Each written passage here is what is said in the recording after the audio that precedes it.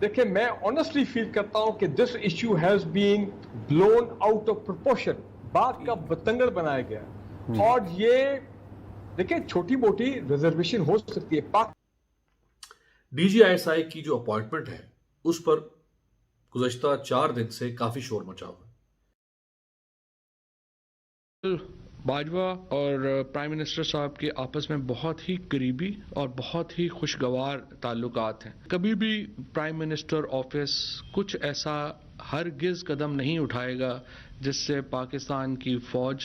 یا پاکستان کے جو سپہ سالار ہیں ان کی عزت میں کمی ہو۔ اور میں یہاں یہ بھی بتا دوں کہ پاکستان کی فوج اور پاکستان کے سپہ سالار کوئی ایسا قدم نہیں اٹھائیں گے جس سے پاکستان کے وزیر اعظم یا پاکستان کے سول سیٹ اپ کی عزت میں کمی ہو۔ دونوں کا ایک دوسرے سے کلوز کوآپریشن ہے، اور نئے D G I S I کی تقرری کے لیے قانونی طریقہ ہے وہ اختیار کیا جائے گا، جو اتھارٹی ہے وہ وزیر اعظم کی ہے۔ دیکھیں میں آنیسٹلی فیل کرتا ہوں کہ this issue has been blown out of proportion, بات کا بتنگڑ بنایا گیا، اور یہ دیکھیں چھوٹی موٹی ریزرویشن ہو سکتی ہے۔ پاکستان کے تاریخ میں especially in the last 5-6 governments جو ہیں، کبھی ہم نے اتنے آئیڈیل سول ملٹری تعلقات نہیں دیکھے کہ civil military on the same page. یہ جملہ جو ہے یہ ایک ہاؤس ہولڈ گھر کا نعرہ بن گیا کہ کمال ہو گیا جناب، دس از دا وے ٹو موو فارورڈ، کہ ہر قسم کا challenge who, security challenge the most important, internal security, external, regional, اور پھر اس پہ بیس کرتا ہے اکنامک کے معاملات، کہ کیسے کمال طریقے سے سول ملٹری لیڈرشپ ایک ساتھ ہے۔ ہاں بیچ میں ایک فیاسکوز آئے ہیں، میں ان کو فیاسکو بولتا ہوں، مس ہینڈلنگ، کہ جب جنرل اپنے ہمارے آرمی چیف جنرل باجوہ صاحب کی ایکسٹینشن کا معاملہ تھا تو اس پہ ظاہری بات ہے کچھ ڈائنامکس اور طرف چلی گئی، سپریم کورٹ انوالوڈ ہو گیا، اور جو انہوں نے لیٹر نکالا ایگزیکٹو آرڈر جو تھا from the prime minister office, وہ غالباً وہ پرانے طرز عمل، وہ پاس پریکٹسز کے مطابق تھا، تو پھر وہ معاملہ سٹریم لائن وغیرہ، لیکن وہ بھی ریزالو ہو گیا۔ بغیر صاحب ایک منٹ ذرا سے روکوں گا یہاں پر، بنیادی طور پر چونکہ بات ہو رہی آئی ایس آئی کی، آئی ایس آئی جو ہے یہ 48 سے لے کے 73 تک اس کا نام بھی اس کو نہیں جانتا تھا۔ جب بھٹو صاحب نے اس کا ایک پولیٹیکل ونگ بنایا اور وہ پولیٹیکل ونگ کو خاص طور پہ اپنے زیر اثر رکھا، اور اس کے ساتھ ساتھ پھر ٹکٹوں کی تقسیم ہوئی، تھوڑا سا لائم لائٹ میں آئی لیکن کام نہیں ہوا اتنا۔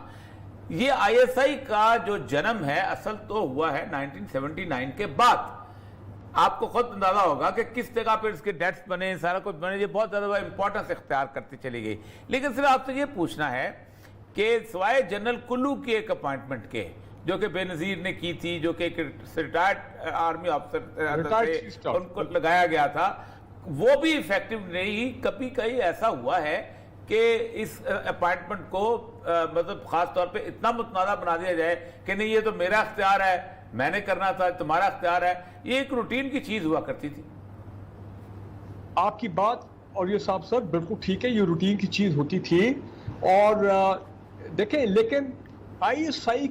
کی جو ڈائنامکس ہے انٹرنل سیکیورٹی اور ایکسٹرنل معاملات میں انٹرنیشنل لیول کے اوپر جو ان کا ایک اپنا خاص مقام ہے، اور جس طرح وہ انوالو رہے ہیں افغان جہاد وغیرہ، تو دیکھیں اس لیے ایک ریٹائرڈ لیفٹنٹ جنرل کا لگانا، جنرل کلو، وہ بھی ایک عجیب سا ایک تھا، دیٹ ایکسپیریمنٹ فیلڈ، وہ ناکام ہو گئی تھی، پہلی بات۔ دوسرا میں یہ کہوں گا کہ دیکھیں میں یہ سمجھتا ہوں کہ یہ اس میں کوئی شک نہیں دیتا، D G I S I reports to the prime minister number 1، اور جب بھی کوئی ڈی جی آئی ایس آئی آئے ہیں تو یہ ایک انڈرسٹینڈیبل ہے کہ ایک باہمی مشاورت ہوتی ہے between the army chief and the prime minister of Pakistan, اس میں کوئی نئی بات نہیں ہے، it is understood. Why? Because ایک سرونگ لیفٹنٹ جنرل نے فوج سے آنا ہے اور پوسٹنگ آرڈر نکالے گا جی ایچ کیو احمد branch, obviously approved by the Prime Minister of Pakistan، اور شاید یہ بھی ہوتا ہو گو کہ میں نے کبھی ایسی چیز دیکھی نہیں، لیکن I'm sure ہوتا ہوگا کہ کوئی سمری جاتی ہوگی جس میں کوئی 2-3 نام ہوتے ہوں گے، اور پرائم منسٹر پاکستان کو وہ فائنلی وہ ٹک کر دیں یا ریکمینڈ ہو جائے یا پہلے بات چیت ہو جائے پھر اس کے بعد جائے۔ تو دیکھیں یہ سب انٹرنل ڈائنامکس ہے of the civil military coordination at the highest level, خاص کر اس سینسٹیو پوسٹ کے حوالے سے۔ ایک دوسری بات یہ ہے کہ دیکھیں مجھے it is very difficult to believe کہ اس معاملے میں جو ابھی ہوا ہے اس میں کوئی باہمی مشاورت نہیں ہوئی ہوگی، کیونکہ اتنی کلوز لیول پہ جس طرح فواد چودھری نے بھی کہا اپنی اسٹیٹمنٹ میں اپنی پریس کانفرنس میں کہ آرمی چیف اور پرائم منسٹر پاکستان کی کتنی کلوز اپنا کوآرڈینیشن ہے, کتنی کلوزلی وہ کام کر رہے ہیں ان دی لارجر نیشنل انٹرسٹ, اور ہونا بھی اچھی بات ہے. اور پھر انڈرسٹینڈنگ کیوں نہیں ہوئی؟ اگر اتنی کلوز مشاورت ہے, آئیڈیل تعلقات ہیں, تو دین جی آئیڈیل تعلق. D G I S I کی جو اپوائنٹمنٹ ہے اس پر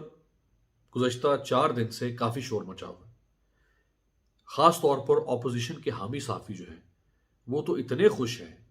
کہ کوئی کہہ رہا ہے کہ جی صفحہ پھٹ گیا, وہ اس کی خوشی منا رہا ہے, اور کوئی اس سب کو وزیر اعظم کی بے بسی اور ان کی توہم پرستی کا نام دے رہا ہے. ابھی اطلاعات یہ ہیں کہ وزیر اعظم نے اپوائنٹمنٹ کے نوٹیفیکیشن پر سائن کر دیے ہیں, مطلب تبادلے کا باقاعدہ حکم جاری کر دیا ہے. لیکن بڑا سوال یہ ہے کہ کیا واقعی حالات اتنی خرابی پر گئے ہیں جس کی طرف اشارہ کیا جا رہا ہے؟ کیونکہ اس صورتحال کو مریم نواز کے حالیہ بیان سے بھی جوڑ کر دیکھا جا رہا ہے. اور وہ حالیہ بیان کیا ہے؟ وہ حالیہ بیان ہے جس میں انہوں نے جنرل فیض حمید پر سخت تنقید کی تھی. یعنی مریم کو معلوم تھا کہ فیض حمید جا رہے ہیں, اس لیے انہوں نے کھل کر ایک پوزیشن لی, ایک پریمپٹیو سٹرائک کی,